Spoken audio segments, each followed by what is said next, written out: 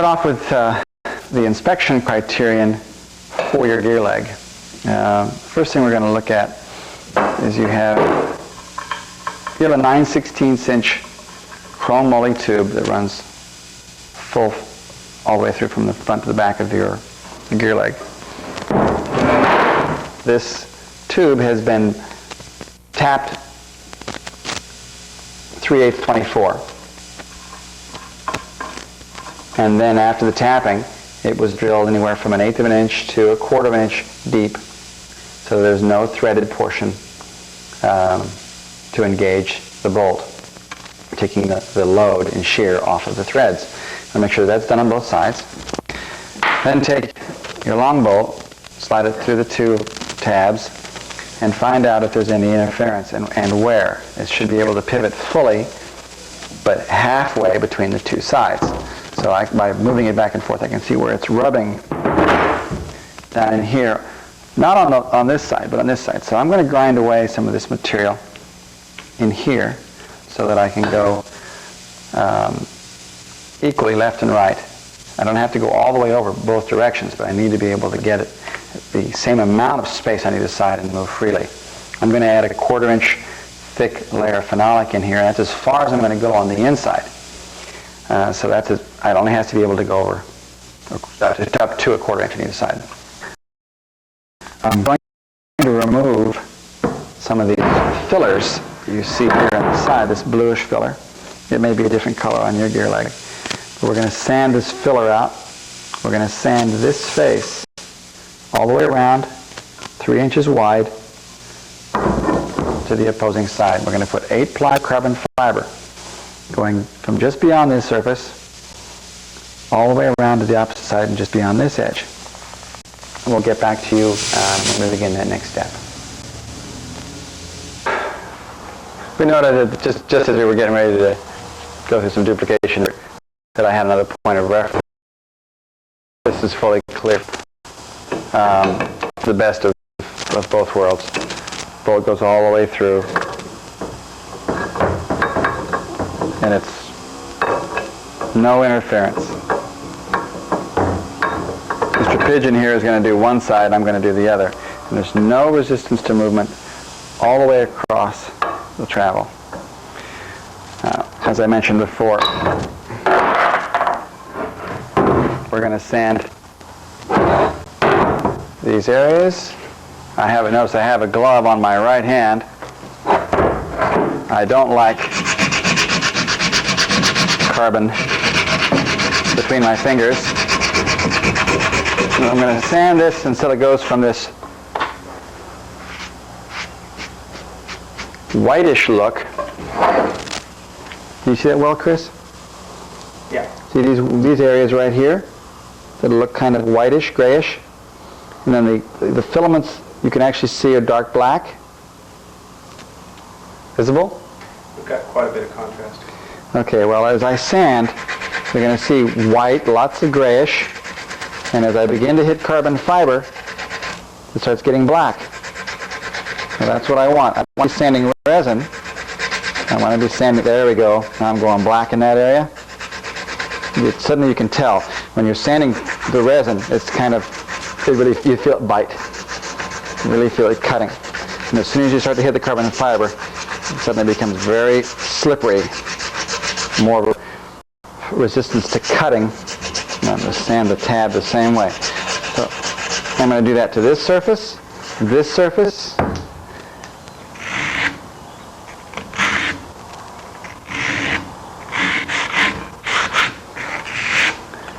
3 inches wide, equidistant center over this tab, and the opposing side. And we're not going to show you sanding the whole surface. Back with you when we've sanded that. One more shot of that interference. Just touching here on this side, touching a bunch on this side. As I go over, you can really see where I'm rubbing. So that's going to be the side I'm going to grind on. I'm going to hit it just a little bit here in this corner and a whole bunch on this side. And I'm going to do that right now. Chris is going to follow me down with a lance. I'm going to take a shoe rasp here, which is also called a universal file. Take those corners out.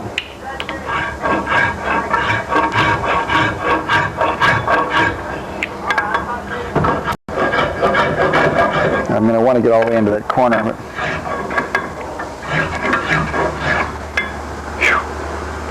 not cutting very well. Well, I'm going to probably go to a stiffer rasp. Be back with you in a moment. Okay, I got Mr. Pigeon here, our taping person, coming over to hold the gear while I sand. So I'm going to take this thing, stay out of your way so you can see it. Sandpaper's cutting a whole lot better than file did.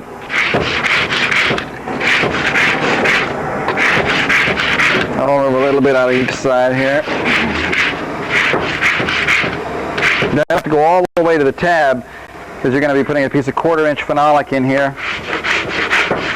So don't get too anal with it. I'm going to buzz a little bit on the other side. And that'll probably be enough to handle the entire grinding requirement. I'll check it out right here for you on video.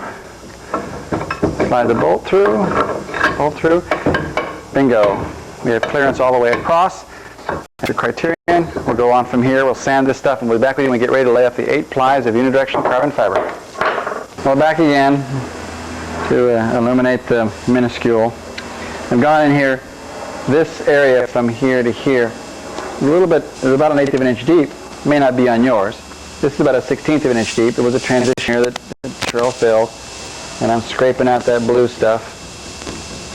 My carbon's going to transition across here, and I don't want it on top of a filler that is not structural. And I don't really know what this blue material is. So I'm going to fill that with chopped cotton and epoxy. This is chopped cotton and epoxy. This area here, we don't have to worry about these areas. They're outside of the influence of this carbon fiber tab that goes across here. And sand the bottom side. You can see the striations all the way through the resin and clearly and distinctly into carbon fiber. You're in shadow there. Shadow even now? On the inside. Okay, well I'm not worried about that too much. You can see the striations of the unidirectional here. You can see the unidirectional going through here. I'm no longer on resin. I'm going to finish up sanding this and then we're going to come back to you again. Now guess what? I lied. Here we are back again. I didn't explain the radius here on both sides. The transition carbon fiber across these areas of flux and around this corner is very important. If you have goobs in here, globs, lumps, sharp edges, radius them off. Average them out to a nice full 3/8 inch radius to the opposing side. And you do that on both edges, here and here. On this tab, you'll notice that there's quite a bit more meat here to the left of the opening and to the right. No concern structurally, but you do need to know what your reference is for where your phenolic and where your carbon fiber tape goes. Your carbon fiber tape and your phenolic is approximately 3 inches in width. That's 3 inches from here to here. This curve, we want our carbon fiber to sit directly below this opening in the middle of this curvature. We don't want it over to one side here, over to one side here. We want it centered beneath this hole. So there's the center line, 1.5 inches to the left, 1.5 inches to the right, puts us on center, and that's how we figure this out. When you put your phenolics on, you're going to make sure that your first layer of carbon fiber is centered correctly, and that will be the means by which you place the phenolic in the correct place as well. Your phenolic is going to be 3¼ inches long here. It's going to stick up above this just a little bit so you make sure you have some meat for carving later. We're going to average this tab out with the phenolic that we're going to add, the carbon we're going to add, the phenolic we're going to add to the interior, and then we're going to, between the carbon fiber and the phenolics, we're going to put flocks in here to meet this out so that it's equidistant on either side of the hole. But our next step is to remove these pencil marks so I don't have pencil underneath my carbon fiber, and to put the carbon fiber in place. We'll be back to you as we're actually applying the first layer of carbon. This is the criterion for measuring the length of your carbon fiber. I'm 1/2 inch beyond the edge of the tab. Go around the corner, and 1/2 inch beyond the tab over here. It gives me about 13.5 inches. So there's my carbon fiber. You can look down here, Chris, 13.5. And I'm going to pull out 8 pieces per gear leg, so I'll have a total of 16 pieces, 13.5 inches in length.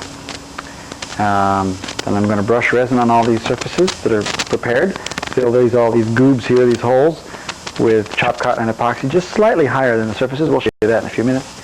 And we'll be back with you as we put our first layer of carbon fiber down. All right, we're back. All prep's done. Chris here is far enough back on frame so that you can see we've got a couple of 25-pound lead shot bags here on the end, 2x6, so foam block. This is stable and off the table, so I got room to play with my carbon fiber. I have 8 pieces, 13.5 inches in length, 3 inches wide of the carbon fiber spark cap tape already. I've mixed 5 shots of resin. I'm going to brush the resin on the surface, wide enough to make sure that I've got everything covered on either side of my apparent needs here. And you can see my the little holes there. There's the depressions that I sanded the material out of so that I could flox fill it. Now I'm stippling into those depressions so that I have no... By the way, where you couldn't get the sandpaper in, take your scribe and scratch the bottoms of those surfaces until there is no unabraded surface left.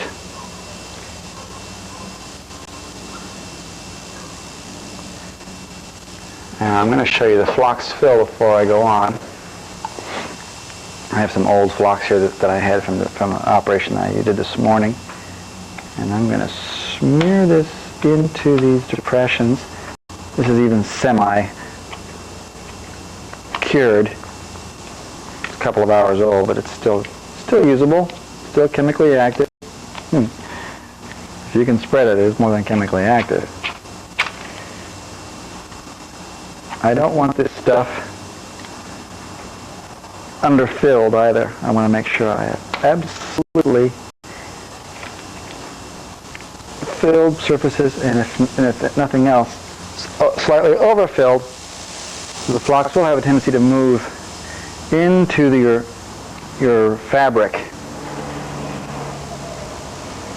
So you have to overfill it slightly.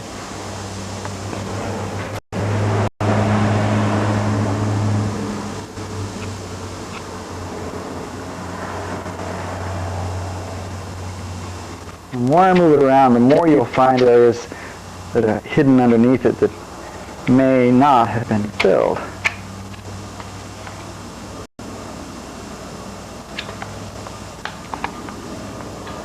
How's that looking on tape there, Chris? Okay, I'll make sure it looks good.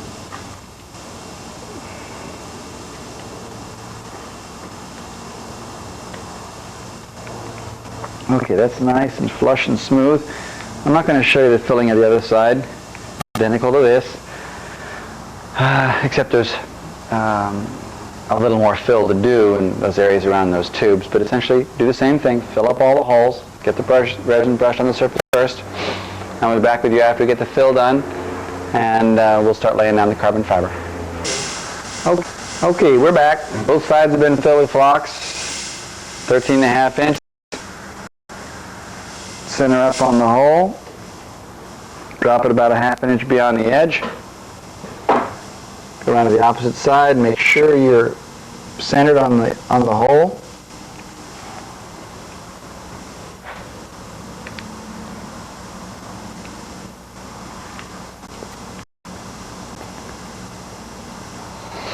Get your first one right, because you're going to put every other one right on top of it and in line. I pull on these things, I get the fibers straight and tight.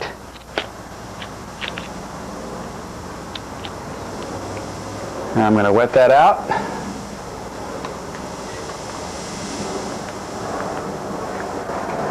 Just like you've ever wet out anything else before, folks. This is no different than any other piece of spark cap you've ever done. I'm going to work from this middle this way, from this middle that way. The same reasons you did it on your spark caps. Hope you caught me doing that, didn't you? So we're going to do this 8 times. Then we're going to let it partially cure. I'm going to cut my 3-inch wide by 3 1/4 inch long pieces of 1/8 inch phenolic, and I'm going to clamp them to the outside. Now at one point I showed doing this on a piece of videotape, where I cut them to size first, and I realized, oh, that was foolish. So I just cut them 3 wide, 3.5 long, and then I flux them on. After this has partially cured, if I put them on while it's green and I clamp them, they squish the carbon fiber and have a tendency to move the carbon fiber in that direction and create a bulge here and ruin my entire bond, largely eliminating any reason for having any carbon fiber go in this direction at all. So that's what we'll be doing, and we'll show you the processes as we go. Now we're back. I got 5 plies on there. Number 6 is already ready. I've wet out this ply well, gotten all the air out of it, done all the rubbing, just like you did before on all your other spark cap kinds of things. One thing I didn't explain was as I put these down, I wet them out right to the edge and right to the end, because I'm going to end up cutting this thing large to get back some of the tab size that I really would have preferred on the ears. Now, according to Sherrill's information, the tab is plenty large enough to handle all retraction loads and all landing gear loads, but I have the opportunity here to make the tab larger and to distribute it into more area, so I'm going to do it. So that means you have to wet out each ply all the way to the edge, or at least a 1/4 inch beyond the tab. Well, that's hard to do, so I'm just going to wet it out as I go. Now, I've got this one wet. I've added extra resin to it, so I soak into the layer beneath it, and I place this over top, come around the corner, and before I even lay it down, I wet out the edges that I don't have support for underneath. Go from one side, the other side like so. So I know that's going to soak all the way through. And I get the edge here, and then I go ahead and finish up wetting up. I do the same thing on the opposing side. So just do that on all of them, right, folks, and we'll be back with you with the last ply. Okay, we're back after several hours of 95 degrees here in the garage. You can see it's just still flexible, so we know it's chemically active. Sorry, won't you show that again? I wasn't quite on. See right here? It's been 95 degrees in a couple of hours. And so quite flexible. But it is hard enough where I can't squeeze it and deform it with the pressure of pony clamp and phenolic. The phenolic is 3 inches by 3¼ inches. I'll place it like so and make sure that this corner and this corner are as far to the excess of the carbon material as possible, right to this edge. I'm going to carve away this middle section after it all cures. Actually, I'm going to make sure I get I'm going to make sure that this point here is all to the edge of the tab, and it can be seen from here on this end. Right? You know, these surfaces are still relatively flexible, so when I clamp them in place, some of the irregularities of this surface will be filled with flux. What I'm going to do is brush this surface with the resin.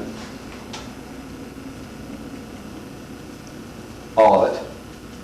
Just to make sure I get a complete bond right around the corner here, just about to the edge of the radius. And a little bit here in the corners because I'm going to come around this edge of the flux. Right around the back here to the edge of the tab. I'm going to fill this area with flux, which would be from your side, if you can see it, which would be this area right here. And same thing on the opposite side. I'm going to brush this one. I'm going to go brush the other tabs the same way and expend. I've mixed up 2 shots of resin here, maybe in excess, but I don't want to come short. It's very hot in here at the moment. So I'll brush all these surfaces that I intend to do subsequent bonding with, and then mix the remainder to flux. Back with you in a moment. Okay, in retrospect, these areas are still green on the back side. If I don't attach the flux to them right now, then I'm going to have to sand all that carbon tomorrow, and that's going to be a pain. So in the efforts of saving your time and effort, in the interest of saving your time and effort, we will do this back flux fill now and take a piece of plywood, plexiglass, aluminum, anything, flat stock. Now, of course, this will mean that you will have had to have sanded the edge of these tabs, and since you did watch the whole tape before you did anything, you're going to catch this before you paint yourself into a corner. You'll have sanded these perimeter edges, we did by good luck, so that you get a bond around the perimeter as well. So we're going to fill this whole back tab, and then clamp something to it with silver tape or plastic tape or release on it so that it forms up. I can't bond to this surface yet because I have to have that hole as an access. Is that visible? Yes, it is. So that I can back drill it. Then I can do the final bond on this side.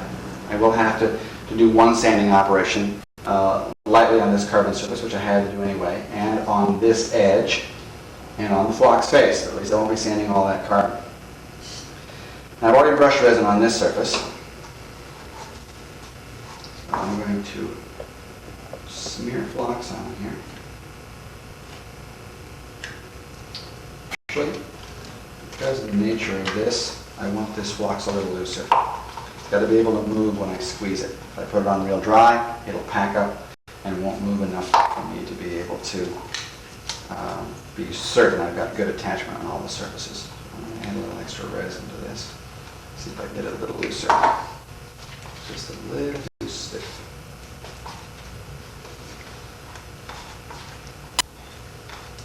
That looks good.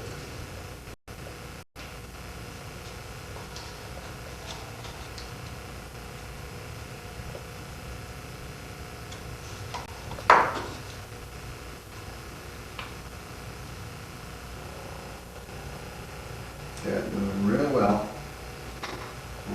The top of the tab back here, the two are the same height. Cover the carbon up there. I'm going to clamp as low as possible on this piece so I get an even squeeze out above and below. I'll give it some encouragement here. So.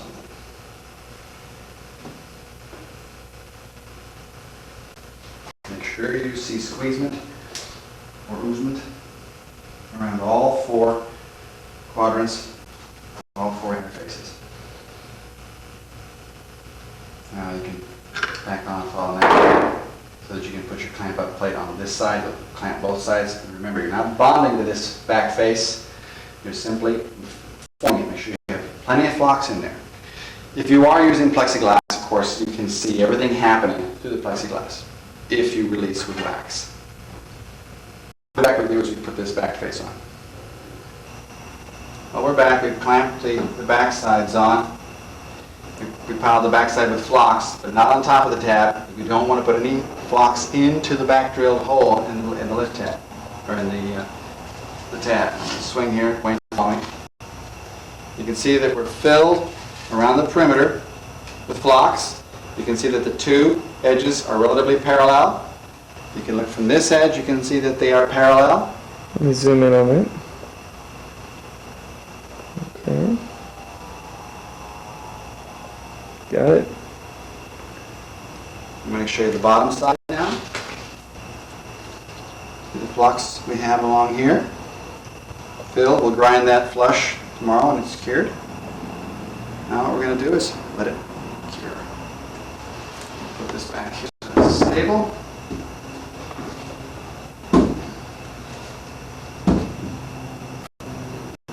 If you're concerned at all about your clamp slipping, you might want to support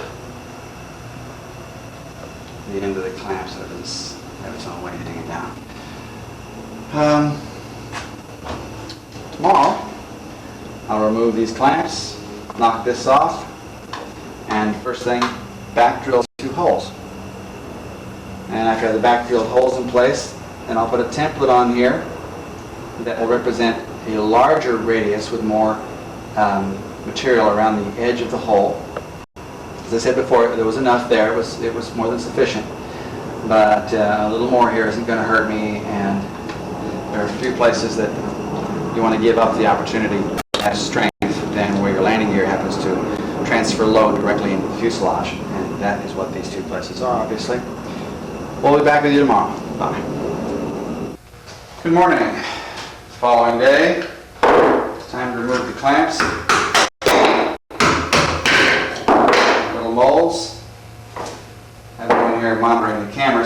tell how this looks, at least not from the camera's point of view. Surfaces are parallel. Like this.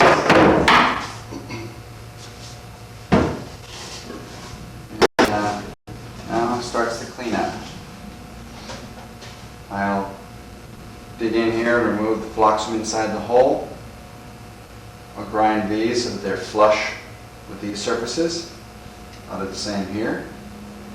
And then I'll back drill 2 holes and set up the perimeter based on the hole, make sure it's concentric. And I'll be back to you for the next process. Now we're back at that last bit of prep. I've cleaned up this area here. There was flocks that had oozed into this area and covered that up. Make sure I can see that on tape. I can to some degree. Right in here. So I sanded down to the bottom. Now I just discovered I don't have a compressor, so I can't back drill those holes at the moment. Which means I'm going to have to try a different method for determining the center of the holes. That's not difficult, of course. I can see the center line of the hole here. You can see it from the back side. And then holding the gear leg. I've got to do all this, folks, while not getting in the way of the camera. I want you to be able to see what it is I'm doing. And I can see the hole this way.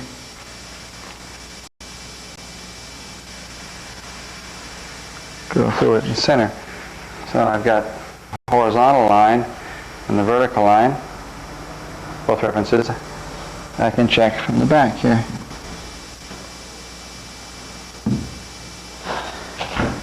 I'm on center. Hold on, I'm taping. Place this over the hole. And this is about what I want.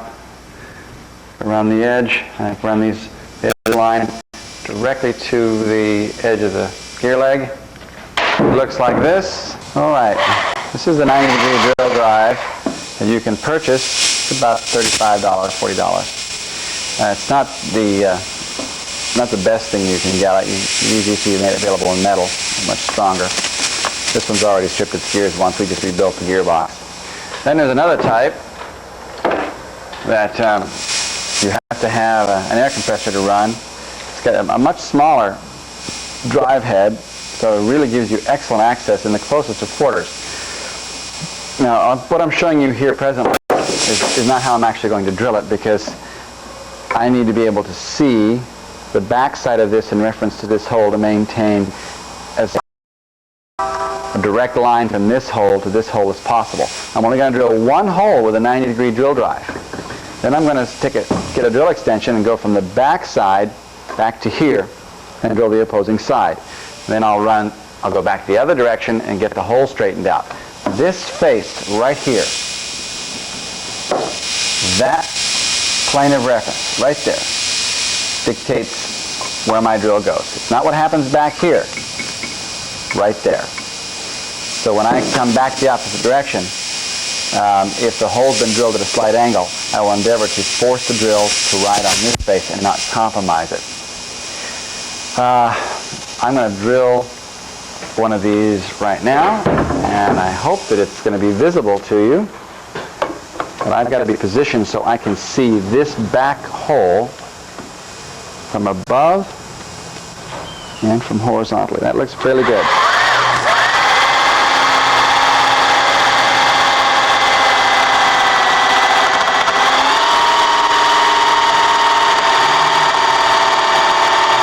You can hear my gearbox trying to fail.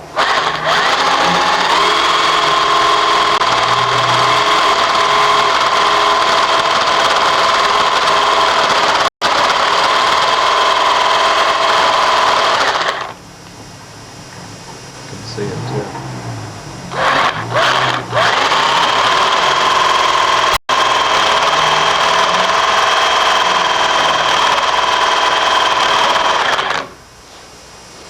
doing a fair job of cutting.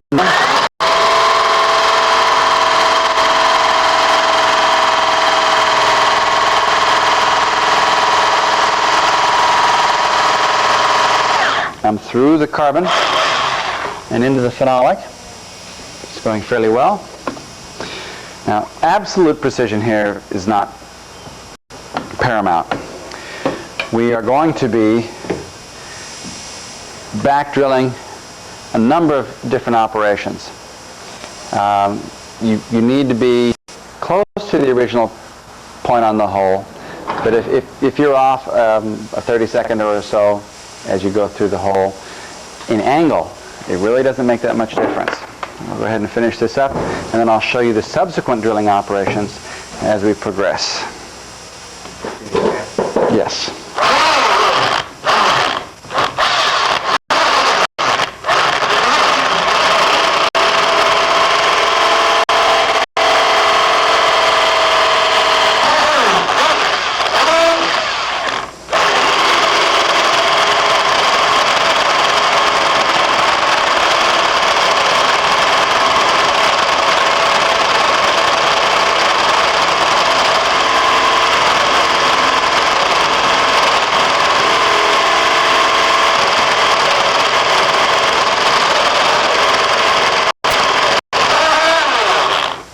Just starting to cut through.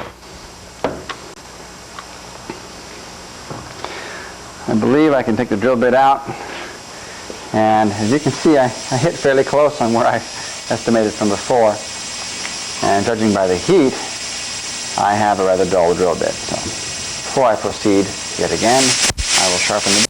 Back with you in a moment.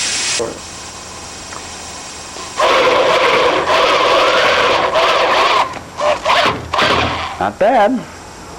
On.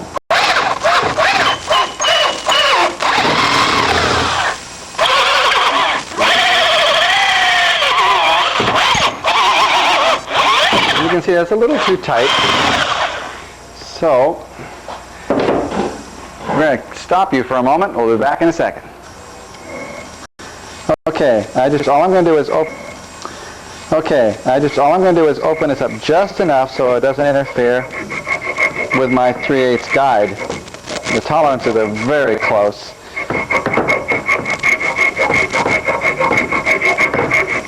This is what I meant by absolute precision isn't necessary. I'm not going to put myself out here more than 10 or 20 thousandths of an inch, but we don't need to maintain tolerances that close. Now this screw drill has a chuck that's so far back set I can't. I'm going to have to switch to a different drill. Back with you as we get the new drill. Okay, those of you who are altruistic types or machinists, ignore this because a moment ago this was badly bent. I just bent it while it was in place. Chuck here, this shaft was bent. But as long as I've got guides here, it really doesn't matter. The lineup is very good.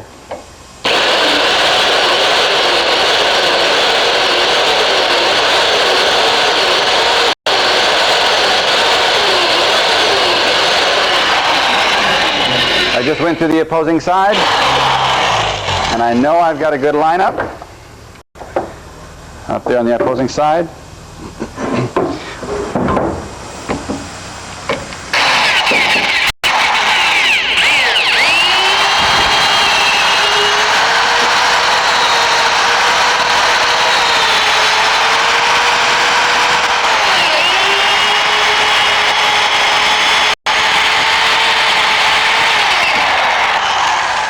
Sorry about the noise, folks. Out of the job. Okay, well now I can see that I'm fairly close to center on that. And the mark I put on here wasn't too bad. Not bad at all. I'm going to remark this just a little bit. Centered up.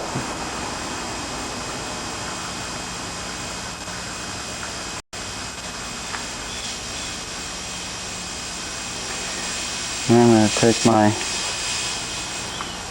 saw and favoring an angle away, I'm going to remove everything that's on this line.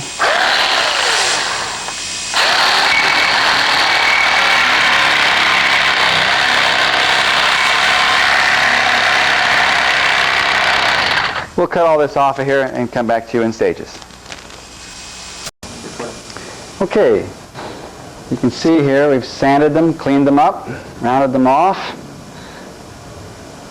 done a little artistic work to them. You can really clearly see there's the phenolic, there's a layer of flocks in there that handled the irregularities, there's the new carbon fiber. This represents the width of the old carbon fiber, but of course you can't see that because the original tab is buried inside there, oh, I'd say 3/8 of an inch inside our present perimeter. So you can see how much increased surface area we've gathered and how much more load-bearing surface we have extended into the gear leg itself. Holes are drilled. I have this yet to sand out in there. And I have a layer of phenolic to place here, one to place here.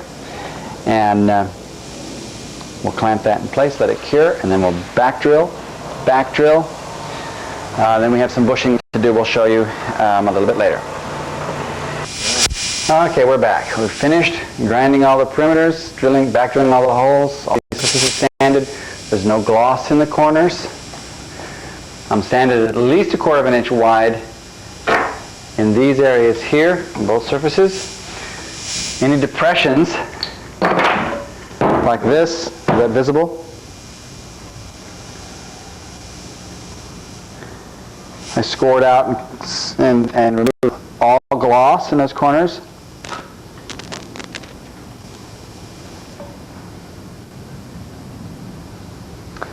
Now, these pieces have been fit, radiused in the corner to match the small radius in these corners. Oops, wrong one. That's this one right here. This is 1/4 inch thick phenolic. Fits flush up against the surface. And this one in this surface.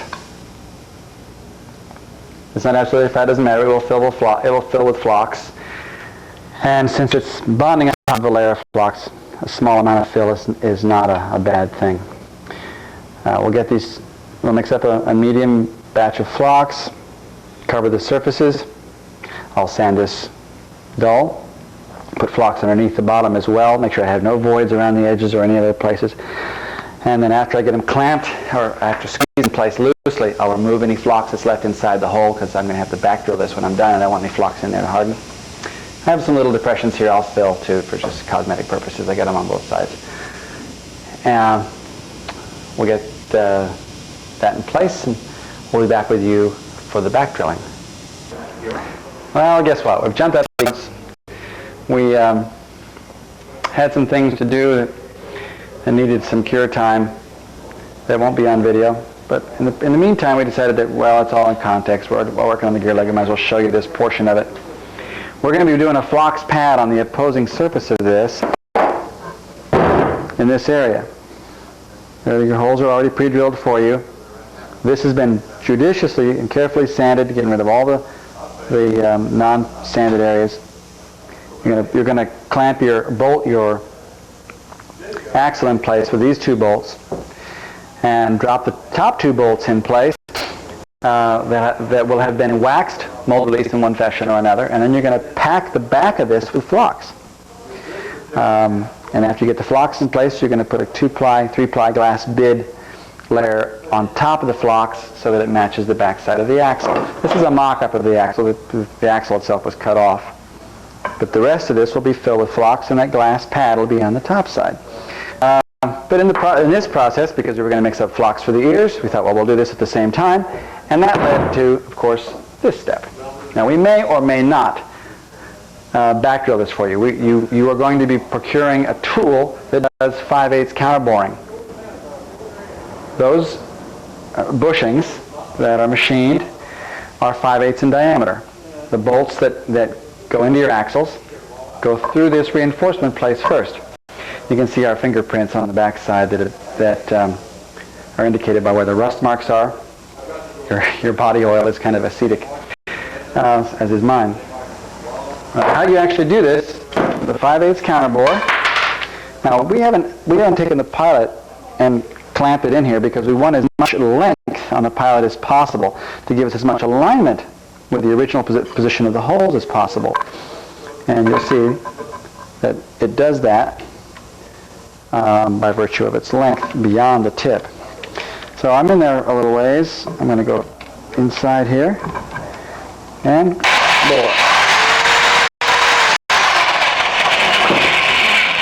A little lead shot on the body here doesn't hurt one little bit. Keep things from moving around.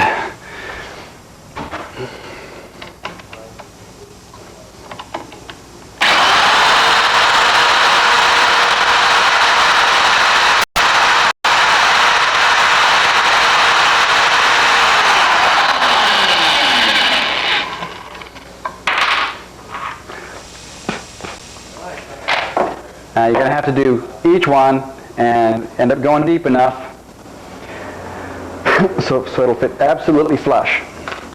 Now, this is not a precision operation. This was, all you really need is 4 holes that are large enough and deep enough for this to go in absolutely flush against the surface, and then you're going to fill this with flocks and bond and clamp it in place. The flocks will fill up any voids that are left in here. That's what I mean by it's not a precision process. The flocks will take care of any imprecision left. This backside needs to be carefully sanded and prepped prior to bonding with flocks. Regular sandpaper should do the job very nicely. If you can grit blast this and get it into a bag, or grit blast it and immediately cover it with epoxy, that would be the absolute optimum. The bond to steel is amazing with regular old safety epoxy, or the 2410 and 2183, 84, or 87 resins.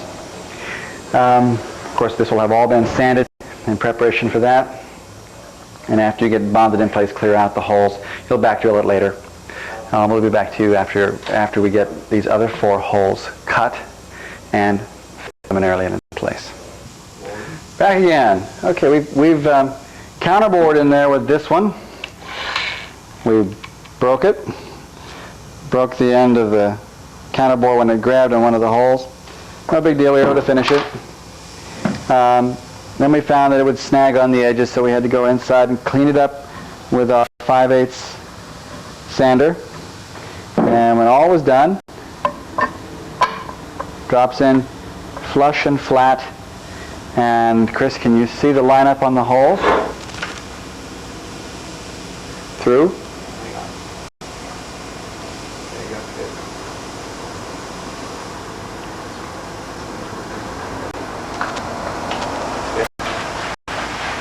Holes line up very nicely.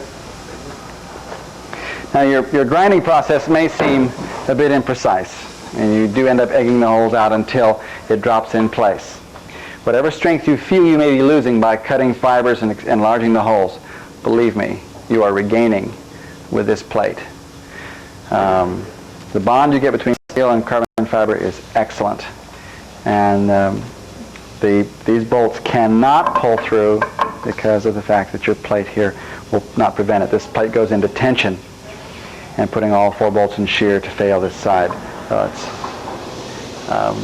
substantially overbuilt. Now we're going to fit the axle on the opposite side, do the flocks pad, and we'll bolt. And when we go to bolt all this stuff together and hold it in place, we'll take that opportunity to use the bolts as a clamp device to pull all this stuff together for the bonding. Okay, we're just getting the last little bit of fingerprints off, and you notice I am sanding, wearing fresh, clean gloves. I've got all of the little bit of rust that's left off, I mean all of it. And I have standing by a brush with freshly mixed resin. You needn't worry about cleaning the plate before brushing on the resin. If there's any iron left on the surfaces, it's going to mix with the resin. You'd be amazed at what some resins do when they have powdered metals mixed with them. Take on some rather interesting mechanical properties. Aluminum mixed with epoxy makes it act like an incredible super ball. Okay, at least for the moment, now I can relax and not have to worry about oxygen getting to the metals, and this will give me a superb bond. I'll sand this backside later when I get ready to actually coat it and put a gear door against it, which will happen eventually. Now the next thing I'm going to do is roll this puppy over. I'm going to brush resin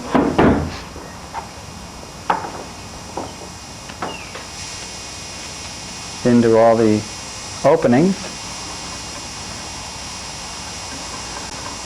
bottoms of the depressions, get it good and wet all the way around. No dry spots, and of course I'm going to brush resin onto a well sanded and prepared surface here.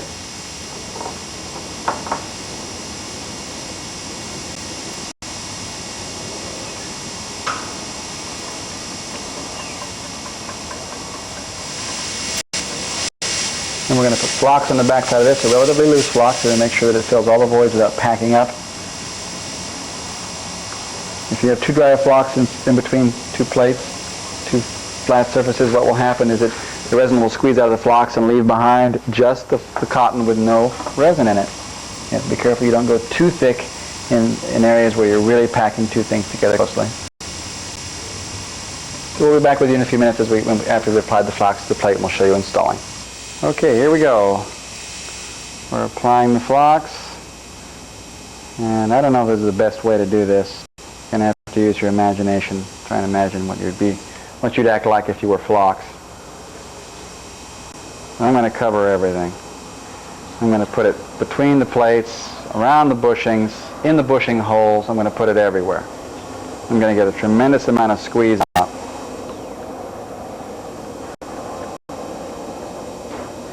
So I won't waste any resin, but I don't want gaps.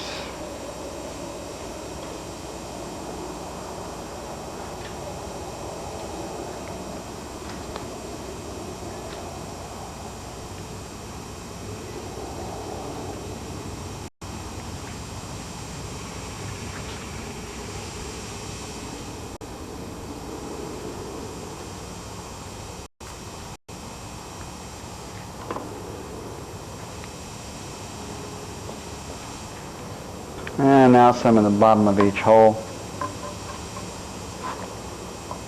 I'm going to get a big squeeze out through each hole, and preferably not into my bags there.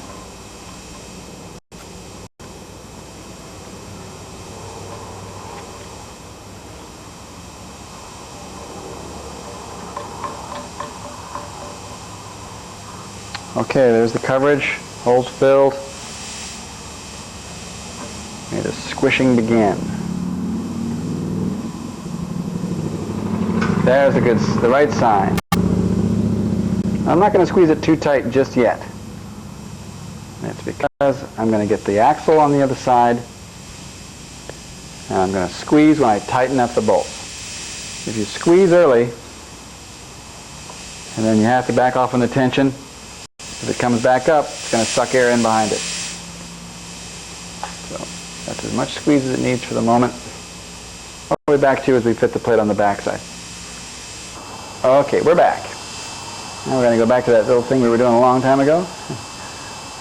The inboard surface of the tabs. You're going to brush it with resin. I'm going to pick the appropriate tab, which this is not. This one is. I'm going to brush it with resin, the bottom and the back.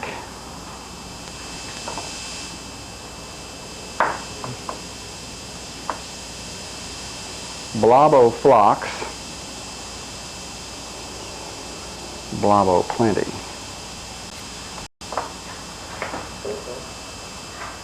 Stick it in place. Make sure you got plenty of ooze.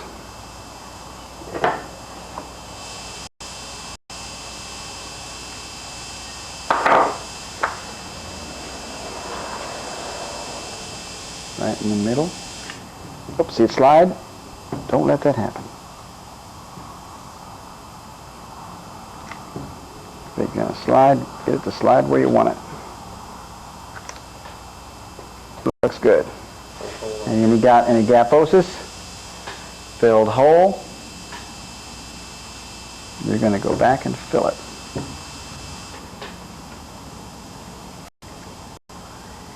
This phlox is a little loose, so we're going to get some thicker stuff to pack that stuff with underneath. And we'll be back with you after we get the rest of these done. Okay, you grab two AN4-17As and two AN4-25As and soap them or wax them. I've soaped these. I've soaped the bottom of this and drive them through the holes. Make sure that they sit. You're going to find that out here in very short order. I seem to have a match up here. Fumble, fumble, fumble.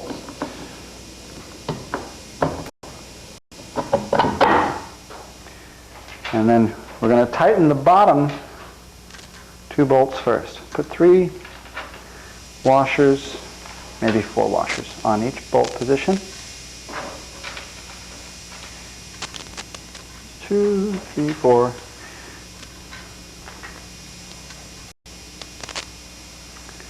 And snug them up. The reason I want these tight first is that this will establish the correct plane, reference plane for the axle. And this is the correct reference plane. After we have these tightened, then I can put nuts on the top side, lightly snug these 2 bolts, and I'll have packed phlox first into the very bottom corner and then progressively fill it up with a medium to dry mix of phlox.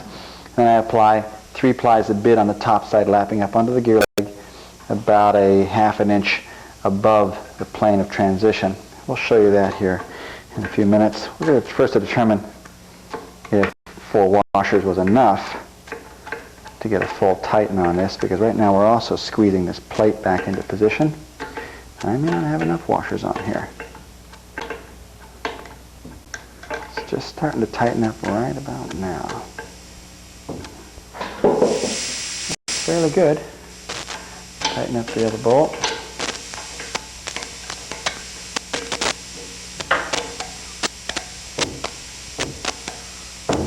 We're establishing toe in, toe out. All the machining that was done to this should have established that in the jig. That's just enough washers.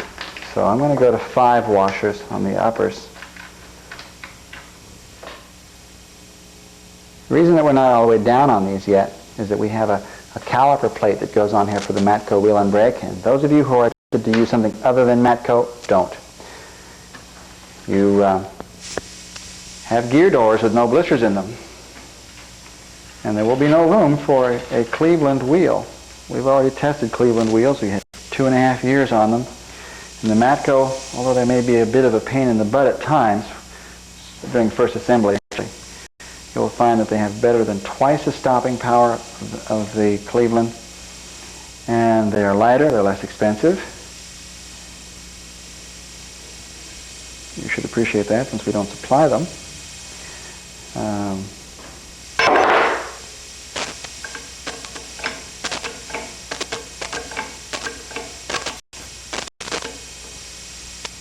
Okay, just slightly snug these.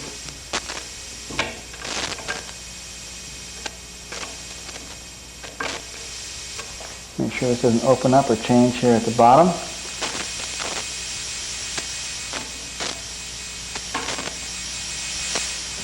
It looks very good. The thing I'm going to do is take the phlox, and I'm going to stick a very small portion down into the very bottom. It's not important that I see this except to make sure that I get it done right. I want you to be able to look at this. Chris, can you roll this toward them a little bit?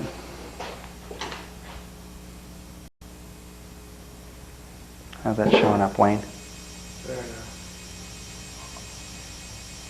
All the way to the bottom.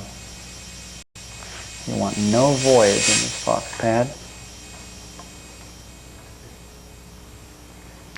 I gotta get to the bottom.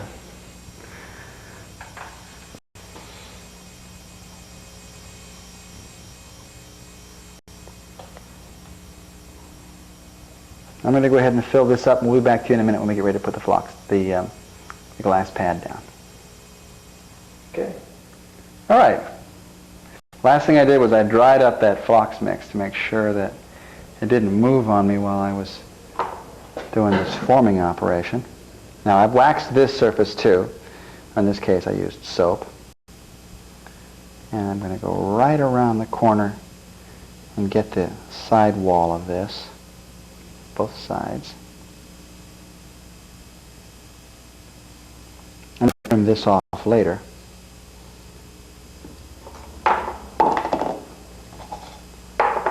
Thumbs Ronneberg, famous aviator.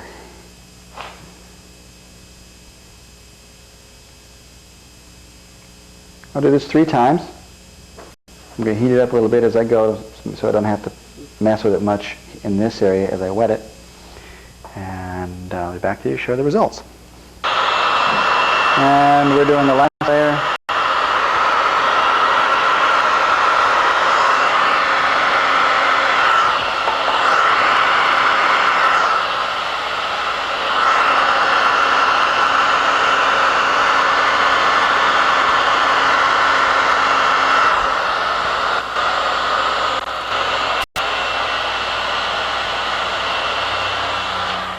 Now I have to just wait for this stuff to cure. Do the opposing side as well. And once it's cured, release the bolts, smack the bolts through, of course trim when this stuff gets green. Check for any voids, fill any voids on the flux pad. And we'll be back with you with the next step. We'll show you this when next we meet. Okay, here we are, back after our tabs here have hardened. Rock solid. Now we're going to get artistic. We're just going to take this router blade and grind the perimeter. I hope that the volume here doesn't offend you too much, but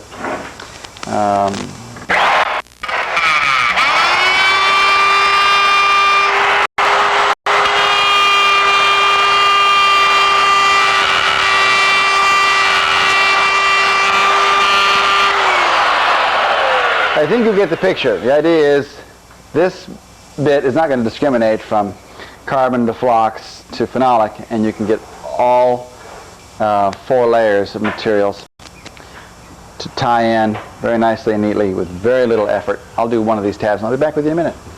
Okay, we're back. We've cleaned up this just a little bit so you can see we finished routering it off. And then I stuck a sander on here and I just rode lightly on this side, which hasn't been routed off yet, and clean this off until it looks good. Now you can really see the 1/4 inch phenolic, the phlox displacing where the original tab is, the 8 plies, the unidirectional carbon fiber, and the 1/8 inch carbon or 1/8 inch phenolic exterior.